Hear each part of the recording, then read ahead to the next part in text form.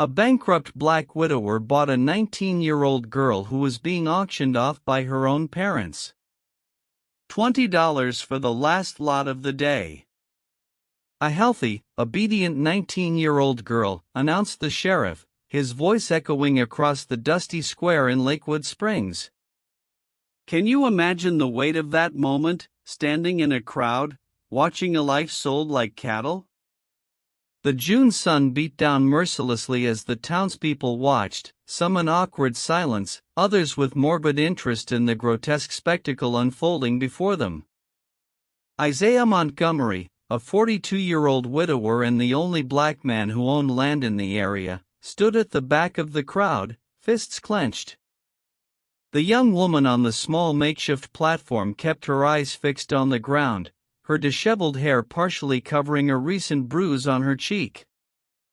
Her parents, a couple worn down by a hard life, watched the scene with blank expressions. $25, shouted a hoarse voice from across the street. Frank Holloway, owner of the local tavern, raised his hand with a smile that didn't hide his intentions. The girl trembled visibly. $30. A second voice piped up. Walter Schmidt, a farmer known for his violent temper, especially after a few drinks. Isaiah closed his eyes briefly. $30 was practically all he had left after the drought that devastated his small plantation. It was the money he'd set aside for seeds for the next season, his last chance to save the land he'd worked so hard to acquire after his wife's death. $50. Isaiah's deep voice cut through the murmur of the crowd. An absolute silence fell over the square.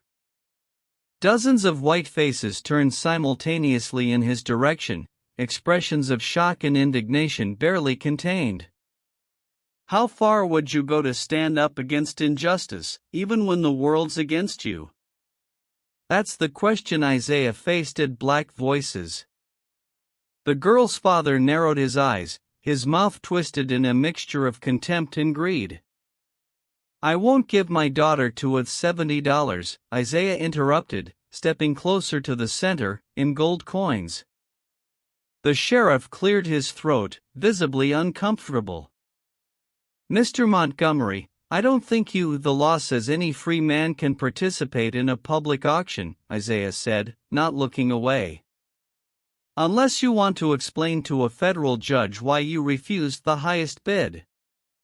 For the first time since the auction began, the young woman looked up. For a brief moment, her gaze met Isaiah's. There was no hope there, only resignation and a weariness too deep for someone so young. $70 once, the sheriff announced reluctantly. Holloway and Schmidt exchanged glances, but no one else bid. Sold, the sheriff declared, banging his small gavel. The square erupted in indignant murmurs.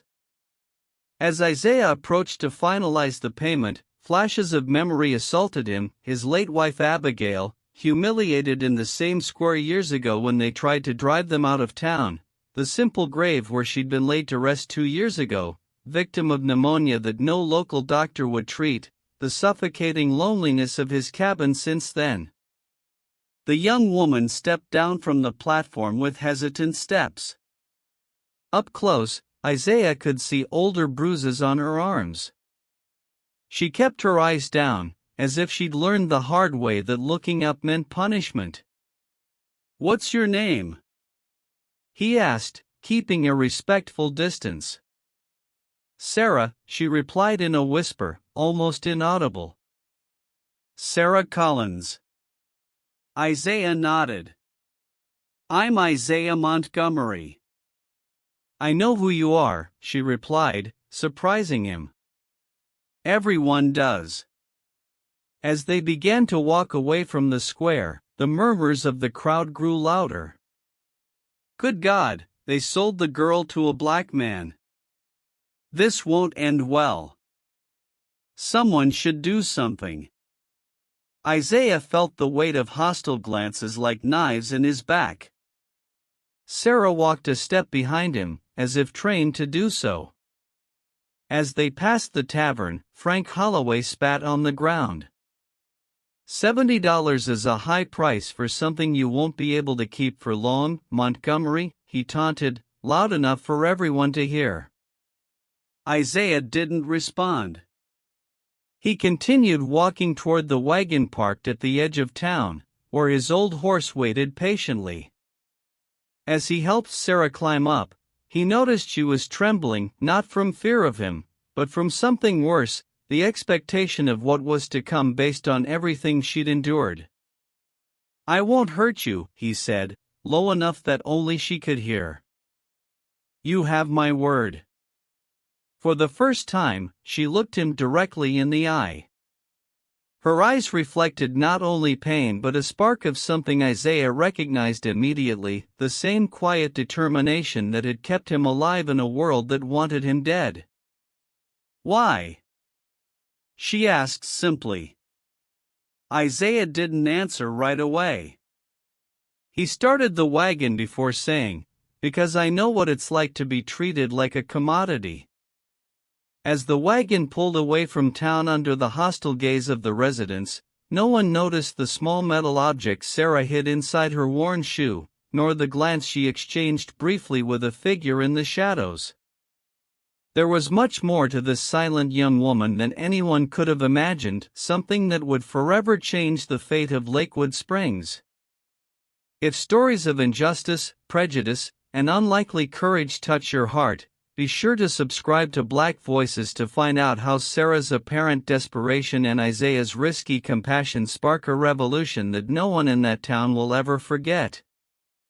Isaiah's cabin was 6 miles from town, isolated among parched fields and a small oak forest. By the time they arrived, the sun had set, plunging the landscape into blue shadows. Sarah silently surveyed the property, the modest but well-maintained structure, the small barn, the stone wall surrounded by a garden ravaged by drought. "This is it," Isaiah said, climbing down from the wagon. "It's not much, but it's mine. No one will bother you here." Sarah remained motionless on the wagon, her eyes calculating distances, assessing escape routes like a cornered animal. When she finally got down, she kept several steps away from him. "There's a room in the back," Isaiah explained. "It was my son's. It has a lock on the inside."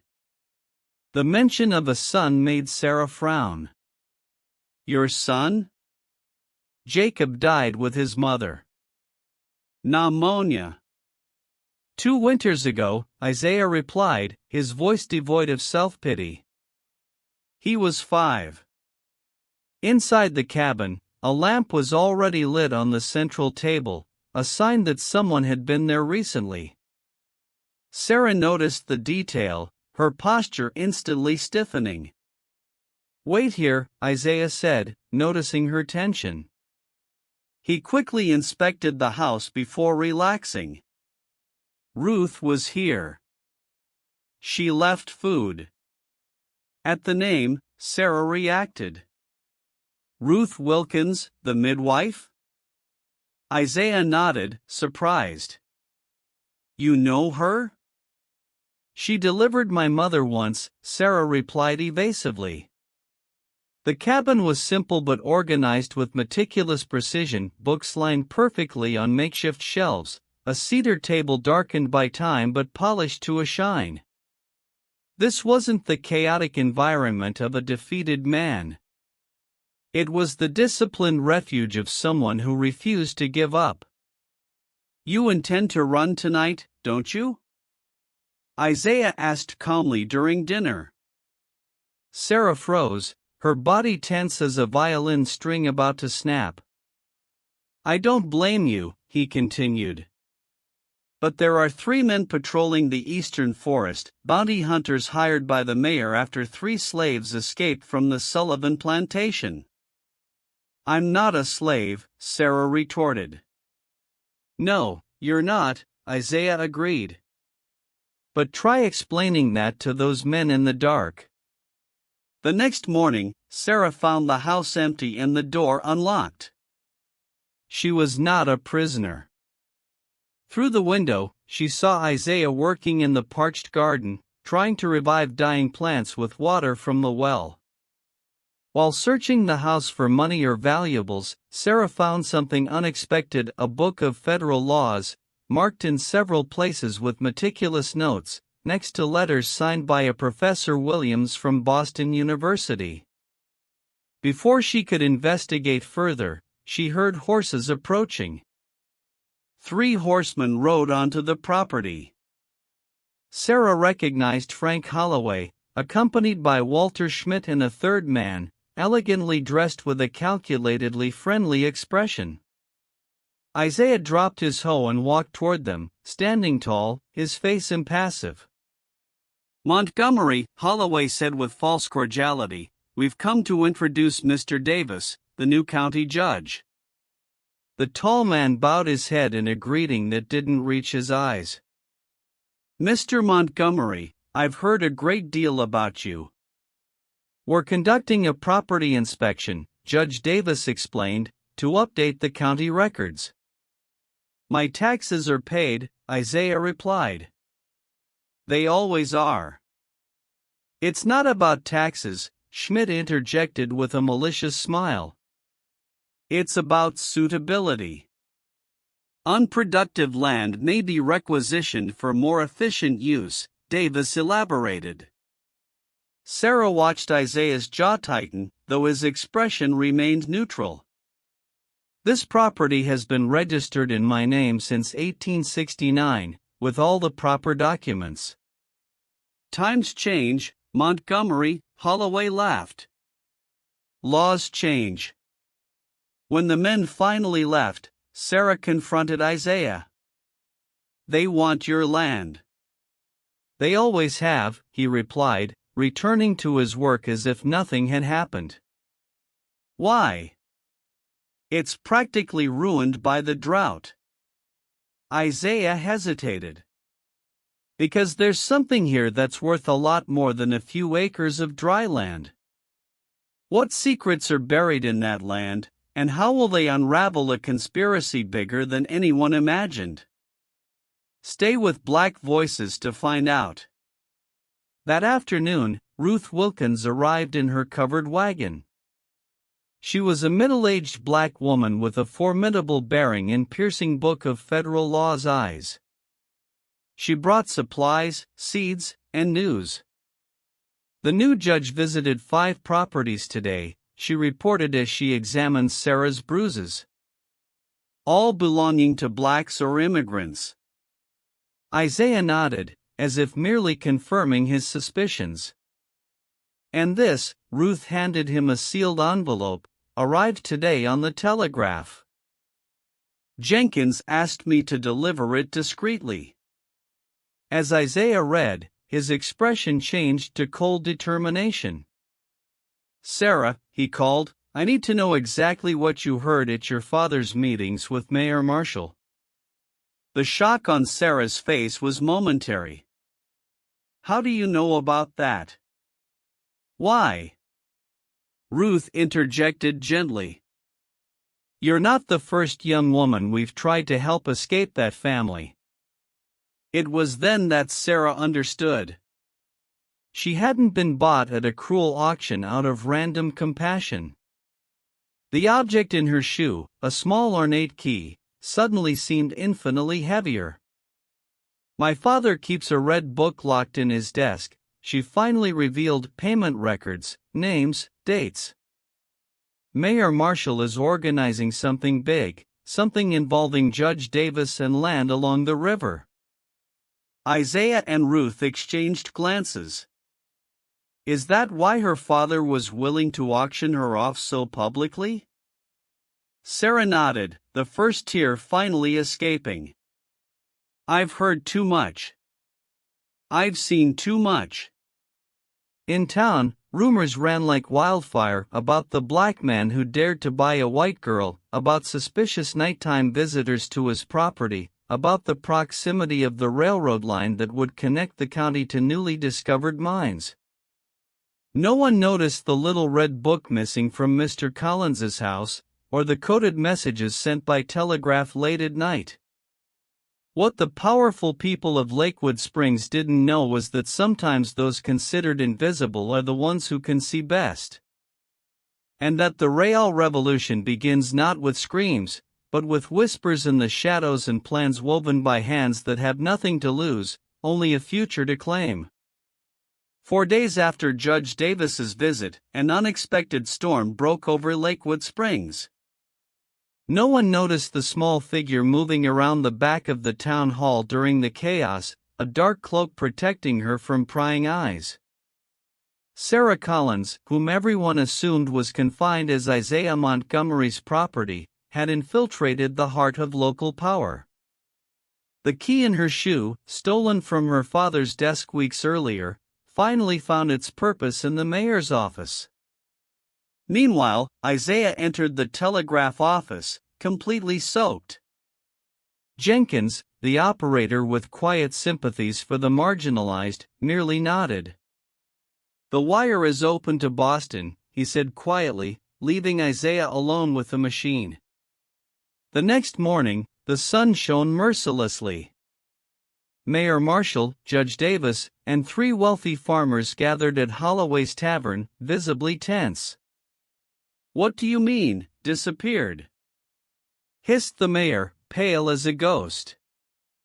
"Documents don't just disappear." "The cabinet was locked," replied the judge, nervously tugging at his tie. "No one but you has the key." Frank Holloway poured another round of whiskey. "What about the black man, Montgomery? I always knew that guy was trouble." "Impossible," Marshall dismissed. "He would never enter City Hall unnoticed."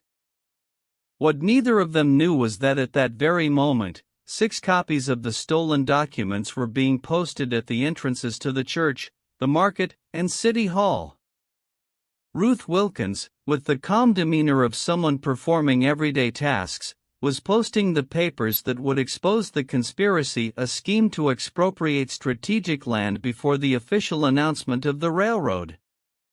When the church bells rang 10 o'clock, a special train arrived at the small station. 3 men in impeccable suits stepped off, a representative of the Continental Railroad Company, a federal officer from the Department of the Interior, and a reporter from the Boston Globe. They were greeted by Isaiah, who led them down Main Street, where a crowd was already gathering around the pamphlets. The buzz grew as ordinary citizens discovered the magnitude of the corruption documented in Collins's Red Book. "It's a forgery," shouted Mayor Marshall, appearing at the tavern door. "Fabricated lies, including your signature on every page, Mayor?" asked the federal representative politely. "Or perhaps the map detailing how you intended to divert the original railroad route to benefit illegally acquired land is forged?" Walter Schmidt tried to escape through the back, only to find the sheriff blocking his way. "Did you know?" Schmidt asked incredulously. "Not everything," replied the sheriff, "but enough not to stop what's happening." The crowd was growing. Faces that would normally have looked away from Isaiah now stared at him with a mixture of shock and reluctant respect. But the real surprise came when Sarah emerged from the church, accompanied by Reverend Thornton. "This young woman," announced the Reverend, "at great personal risk, has provided crucial evidence of crimes that affect every citizen of this town." Sarah stood tall, her eyes meeting the furious gaze of her father, who had just arrived. "You," Collins growled, lunging toward her. "I wouldn't do that," the federal officer interjected. "Your daughter has already provided us with enough details about how you and the mayor forged property documents belonging to at least 7 families over the past 2 years. A telegram was delivered publicly to Judge Davis. The Massachusetts Bar Association has a keen interest in discovering how a man expelled for judicial misconduct is now serving as a judge in another state, the reporter noted. "You can't do this," the mayor hissed, looking frantically around. "This town belongs to me." "Belonged," corrected the railroad representative. "The Continental Company is particularly interested in finding out how our confidential plans were leaked prematurely." The chaos that ensued was meticulously documented: the mayor's failed escape attempt, Holloway's desperate confession, Collins's angry cries as officers confiscated the Red Book from his home. The most extraordinary moment came when Sarah confronted her father publicly. "You sold me," she declared without flinching, "as if I were less than human, just as you sold the dignity of this town." Collins, cornered, revealed the extent of his cruelty. "What did you expect? Your mother ran away because she couldn't bear to look at you, the living reminder of our mistake. You were never worth the air you breathed." The silence that followed was broken by Isaiah's calm voice. "Every person in this square is worth exactly the same, Mr. Collins. This is the truth you tried to bury, that there is no price on human dignity." As the conspirators were taken into custody, the turmoil only grew. Some demanded immediate justice. Others, including some who would once have despised Isaiah, now sought to associate themselves with a moral victory. Few noticed the quiet conversation between the railroad representative and Isaiah, or how the federal officer carefully examined Montgomery's land deeds. No one noticed the glance exchanged between Ruth and Sarah when the reporter asked to interview them. The town had been shaken to its foundations, but one question remained in the air, whispered in the corners of the square as the crowd dispersed. How had a black man and a young woman who had been sold managed not only to survive but to defeat the powerful men who controlled every aspect of that society? The answer was written in the papers on display, in the letters exchanged with Boston, and in the plan that had begun long before the auction, a plan whose seeds had been planted years earlier when a college professor met a former slave determined to change the world one letter at a time. 6 months after the day that changed Lakewood Springs forever, the sun rose over a transformed town. The railroad station, once just a project used for manipulation, now stood real and imposing on the edge of Isaiah Montgomery's property. His land, far from being confiscated, had become the center of the new commercial route, a decision made by the Continental Company after discovering that the original route proposed by Mayor Marshall would cross unstable land. Isaiah's modest cabin now shared space with a school. What began as makeshift lessons for 3 black children rejected by the city's educational system quickly turned into an institution that attracted families from neighboring communities. Sarah Collins, or rather Sarah Montgomery, as she was now known after a simple wedding ceremony performed by Reverend Thornton, ran the classes with the same quiet determination that had brought down an empire of corruption. "I never imagined I'd be teaching," she remarked one afternoon, watching the 20 students, black, white, and immigrant, under the large tree that served as their classroom on hot days. "I was always the girl who could barely lift her eyes when someone spoke to her." Isaiah, who was building new tables for the main room, smiled. "I always knew you had fire inside you. You just needed air to breathe." Former Mayor Marshall was serving time in the state penitentiary, convicted of fraud and extortion. Judge Davis, unmasked, had fled in the middle of the night, but rumors said he had been arrested in Chicago under a false name. Frank Holloway had lost his tavern to creditors and now worked as a longshoreman on a distant river. As for Sarah's father, Collins, public humiliation had led to a decline that turned him into a shadow of the man he once was, now living on favors, a pathetic figure whom everyone avoided. "We've received a reply from Benson," Ruth Wilkins announced during the weekly dinner that brought together the core group responsible for transforming the town. Jenkins, the telegraph operator, and Sheriff Jensen, who had finally found the courage to be on the right side of history, completed the group.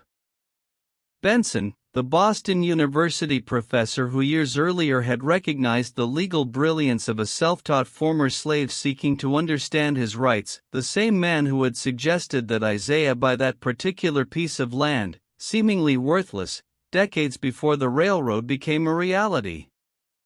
"He accepts our proposal to expand the educational project," Ruth continued. 15 scholarships for young people from here. 15 lives transformed, Sarah murmured, her hand unconsciously touching the small scar on her wrist, a reminder of a previous life that seemed to belong to someone else. The next day, when the first commercial train officially pulled into Lakewood Springs station, there was a small ceremony. The new mayor, an honest businessman elected after a special election, spoke words of progress and renewal. But all eyes were on the Montgomerys, standing discreetly to the side. "It's thanks to you," an elderly woman whispered to Sarah, the same lady who had looked away when she saw her on the street months ago. "My son got a job at the station. They would never have taken a boy like him before." Her son, a young man with one leg shorter than the other, waved cheerfully from across the platform, wearing his railroad uniform with pride. "We didn't do it alone," Sarah replied, smiling genuinely. "That's what they don't understand about justice," Isaiah explained later as they walked home under the orange evening sky. "It's not just about punishing the guilty. It's about building something better on the ruins." Sarah stopped, looking down at the city stretching out below them, lights beginning to flicker in the windows. "When I was on that platform, being sold like an animal, all I wanted was revenge," she confessed. "I wanted everyone to suffer like I did." Isaiah nodded, understanding. "And now I understand that true freedom isn't just breaking chains. It's building a table where everyone can sit." She looked at the man who had risked everything for her, not out of pity, but out of principle. "They tried to convince us that we were worthless, that I was just a commodity, and you were just an intruder on this land. And we ended up proving that our value was never for sale," Isaiah added. On the horizon, the towers of the new train station stood out against the flaming sky, a symbol of an economy that now benefited everyone, not just the powerful. In the schoolrooms, maps and books promised futures that had been unimaginable just a few months earlier. And in City Hall, where schemes of exploitation had once been hatched, a diverse council now met weekly to discuss community improvements. Neither of them could have predicted how that desperate act in a dusty square, a black man buying a young woman at auction, would become the spark that would not only ignite the established corruption but also light a fire that now illuminated hundreds of lives. "The real revolution," Isaiah used to tell his students, "is not tearing down walls, but building bridges where there were once only chasms." In a society built on divisions, Isaiah and Sarah had proven that true human dignity transcends race, class, and circumstance. That when people deemed inferior refused to accept the limitations imposed on them by others, entire worlds can be transformed. "They tried to break us," Sarah would tell new students on their first day of class. "But they forgot that sometimes broken things reflect light in ways that whole things never could." If stories of social transformation, courage in the face of injustice, and the triumph of the human spirit over oppressive systems touch your heart, be sure to subscribe to Black Voices for more narratives that remind us of an eternal truth: a person's value can never be defined by how much others are willing to pay for her, but by how much she is willing to fight for what she believes.